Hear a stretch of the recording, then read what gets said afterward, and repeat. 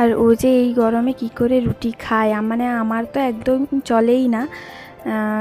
মানে গরমে তো রুটি চলে না, এমনিতেই আমি রুটিটা খুব পছন্দ করি না।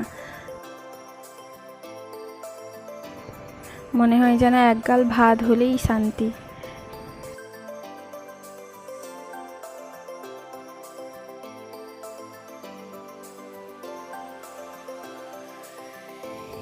এই যে গ্যাসটা জ্বালিয়ে তাওয়াটা এবারে বসিয়ে দিব আর রুটিটা করা স্টার্ট করে দিব। আর আমার ছেলেকে এখন আমার বর সামলাচ্ছে রুটির কাছে, মানে রুটি যখন করি তখন যদি আসে একদম নিজে আটা মেখে ভূত হয়ে যায়।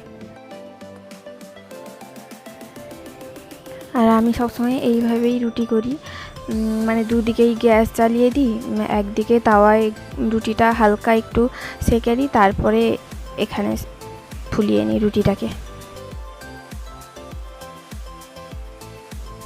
আর আমার ছেলেকে তো একদম রুটি খাওয়ানোই যায় না, ও রুটি খেতে চায় না, তাই ওর জন্য একটা আলাদা খাবার করছি।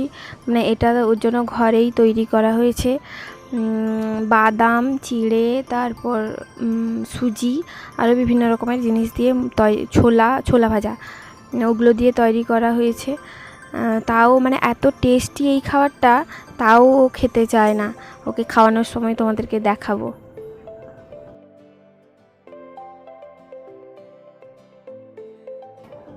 আর ওই খাবারটাতেই একটু কিশমিশ দিয়ে দিব, কেননা ও কিশমিশ দেখলেই হয়তো খেতে চাইবে, একটু কিশমিশটা একটু বেশি ভালোবাসে ও। মানে এই যে চামচে উঠাচ্ছি খাবারটা, সামনে যেন কিশমিশটা দেখা যায়, দিলে গিয়ে খাবে, না হলে খেতে চায় না। আর আমি ওকে খাওয়ানোর আগে প্রত্যেকটা খাবারই নিজে আগে খেয়ে দেখি যে কেমন গরম আছে বা কেমন লবণ পড়েছে কিনা, মিষ্টি ঠিক আছে কিনা, তারপরে গিয়ে ওকে দিই।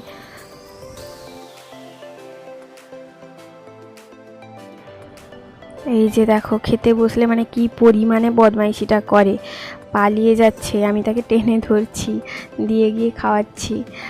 মোটামুটি খাওয়াতে বসা মানে খুব মুশকিলে ওকে খাওয়াতে হয়।